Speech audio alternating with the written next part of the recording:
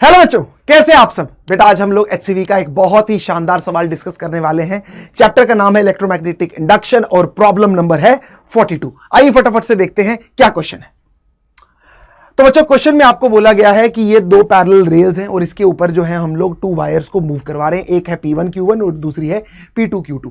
First scenario में अगर आपको बोला गया है कि ये दोनों वायर्स को अगर हम राइट डायरेक्शन में मूव करवाते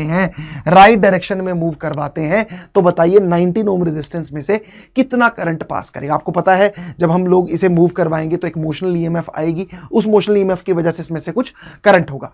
तो हम क्या करेंगे, जब इसे मूव करवा रहे हैं तो ऑब्वियसली सिनेरियो को समझने के लिए हम इसे बैटरी के साथ रिप्लेस कर देते हैं इसे समझने के लिए। तो इसके क्रॉस ईएमएफ कितना आ जाएगा, BLV, क्योंकि हम दोनों को राइट मूव करवा रहे हैं तो दोनों का पॉजिटिव टर्मिनल ऊपर आ जाएगा और नेगेटिव नीचे आ जाएगा।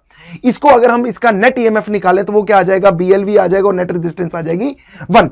अगर हमें अब करंट निकालना हो तो हम यहां पे KVL अप्लाई कर सकते हैं।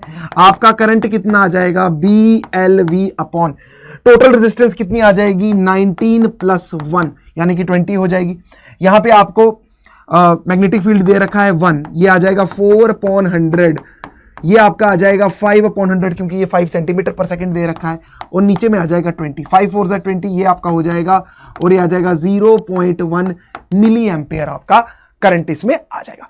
दूसरे सिनेरियो में आपको क्या बोला गया है, दूसरे सिनेरियो में आपको बोला गया है कि ये जो P1Q1 है अगर ये लेफ्ट की तरफ जाए और ये राइट की तरफ जाए, तो अब बताइए 19 ओम के रेजिस्टेंस में से कितना करंट जाएगा। देखिए अब की बार सिनेरियो कैसे हो जाएगा, इसका तो पॉजिटिव टर्मिनल ऊपर ही रहेगा क्योंकि अब की बार क्योंकि ये लेफ्ट की तरफ जा रहा है तो इसका पॉजिटिव टर्मिनल नीचे आ जाएगा और नेगेटिव टर्मिनल ऊपर आ जाएगा अगर हम इसे बैटरी के साथ रिप्लेस कर दें समझने के लिए।